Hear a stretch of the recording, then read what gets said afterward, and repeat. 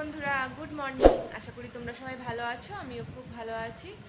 আজকে নতুন একটা দিন, নতুন ব্লগ শুরু করছি। মাসির বাড়ি থেকেই শুরু করছি আজকের ব্লগটা। এখনও তো মাসির বাড়ি থেকে বাড়ি যায়নি, বিকেলে যাব বাড়ি, মানে সন্ধ্যাবেলা তোমাদের দাদা আসবে অফিস থেকে, তারপরে আমাদের নিয়ে বাড়ি ফিরবে।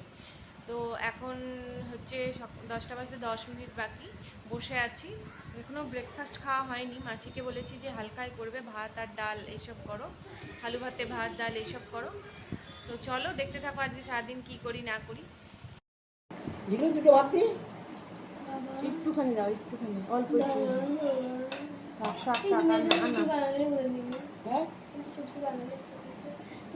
দিদা আগে আমার থেকে মোটা ছিল ছোটবেলায়।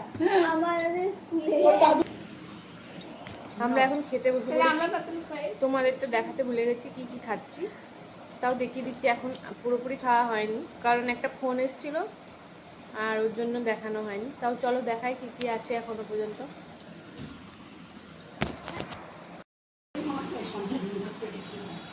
এই যে মাংস, এখানে মাছ, আর হয়েছিল লাউ, এখানে ডাল ছিল, বেগুন ভাজা ছিল, এগুলো সব খাওয়া হয়ে গেছে। যে আমাদের এখন সন্ধ্যাবেলার খাবার। তোমাদের দাদাকে নিতে এসেছি, চলে এসেছে তোমাদের দাদা। এই যে এখন গাড়িতে বসে আছে, চলো দেখো।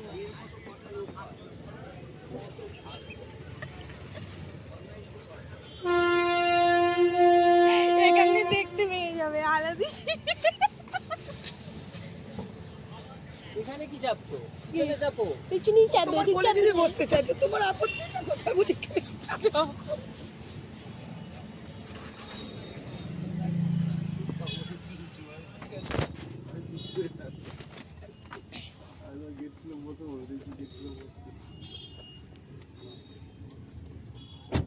দিদি কেমন আছো?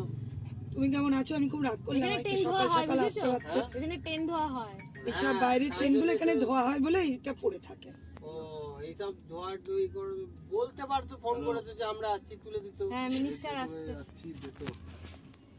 এই না এই যে তোমাদের দাদা চলে এসেছে, নিয়ে চলে এসেছি। এখন ঢুকছি মাসির বাড়িতে, চলো যাই।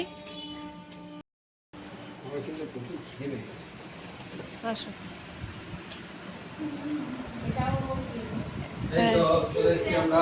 চলে এসেছি 5 মিনিটের জন্য। 5 মিনিটের জন্য দাঁড়া না। আরে দাঁড়া না। ও আগে তো মাটা ধুয়ে রাখতে পারতাম, সকালবেলা তো আসতে পারতে। সকালবেলা অফিস থেকে দাঁড়িয়ে দাও। এইটা দিয়ে না, এইটা তুমি বাদিকে যাবে, এইটাই এই রিস্কটাই পাবে। এই রিস্কটা টপ পালে তুমি 7 টাকা কিস্তি আমরা এই যে বাড়ি চলে যাচ্ছি। মাসি আর মেসোকে টাটা। আর কি হচ্ছে, এদিন যাবি? কোন দিক দিয়ে যাবি ওরা? টাটা। মাসি যাবে, দিদি যাবে। তো অনেক মন খারাপ নিয়ে মাসির বাড়ি থেকে আবার বাড়ি ফিরে যেতে হচ্ছে, কারণ অনেক দিন বাদে মাসির বাড়িতে এসেছি। প্রায় 4 বছর বাদে মাসির বাড়ি এলাম। 4 বছর কি তারও বেশি হবে, তো কম না।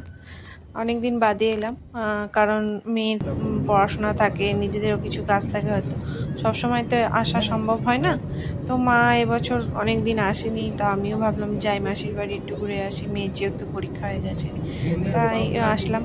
তো খুব ভালো লাগলো, খুব মজা করে কাটালাম এই কটা দিন।